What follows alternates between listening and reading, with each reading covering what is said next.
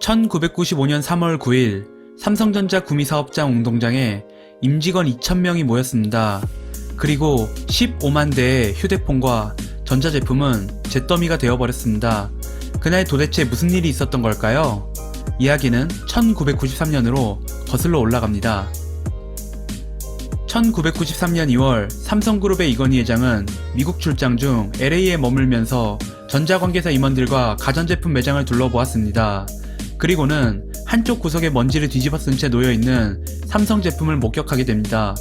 소니, 도시바, 필립스, 월풀 등 세계 인류 제품들이 매대 앞쪽에 진열되어 있는 것과는 매우 대조적인 모습이었고, 나름대로 공들여 만든 제품들이 세계 시장에서 삼류 취급을 받는 모습을 본 이건희 회장과 임원진들은 심통한 모습이었습니다. 이 사건이 일어난 며칠 후 LA의 한 호텔에서 이건희 회장의 주재로 선진제품 비교 전시회가 열립니다. 선진제품 비교 전시회는 삼성의 제품과 선진기업의 제품을 비교 분석하는 전시회로 경쟁사의 제품을 분해 후 삼성의 제품과 비교하는 자리였습니다. 같은 해인 1993년 6월 4일 이건희 회장은 일본 도쿄에서 삼성의 경영 현장을 지도해온 일본인 고문들과 삼성이 지닌 문제점들에 대해 회의를 가졌습니다. 그중 디자인 고문이었던 후쿠다 다미오는 4년간 삼성에서 근무하면서 느낀 내부 비판 보고서인 후쿠다 보고서를 이건희 회장에게 제출합니다. 다음날 이건희 회장은 프랑크푸르트로 향하는 비행기 안에서 보고서를 몇 번이나 정독하였고, 보고서를 다 읽은 뒤에 이건희 회장이 보인 감정은 격노에 가까웠습니다.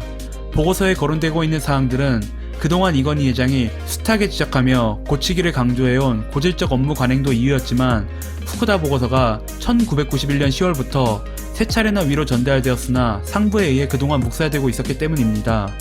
설상가상으로 프랑크푸르트에 도착한 뒤에는 사내방송국 SBC가 촬영한 품질 관련 내부 고발 프로그램을 시청하는데, 그 안에는 냉장고 조림 라인에서 규격이 맞지 않는 부품을 칼로 깎아내 억지로 끼워 맞추는 모습이 담겨 있었습니다.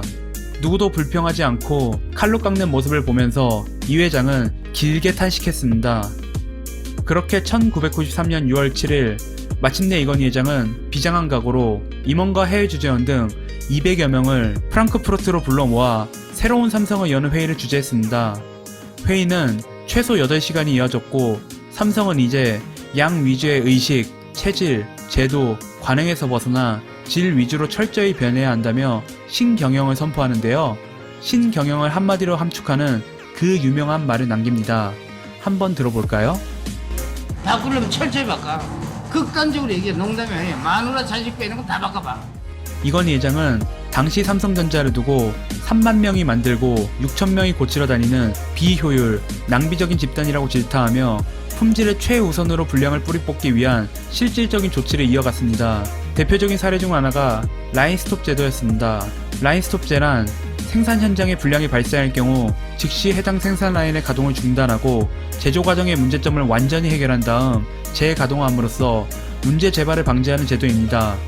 라인스톱제를 도입한 이후 1993년의 불량률은 전년도 대비 30%, 많게는 50%까지 줄어들었습니다.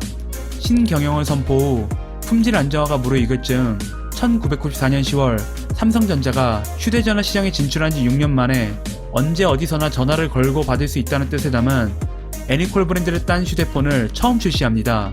이 제품은 출시 수개월 만에 국내 시장 점유율 30%를 달성하며 순항하는 듯 보였습니다.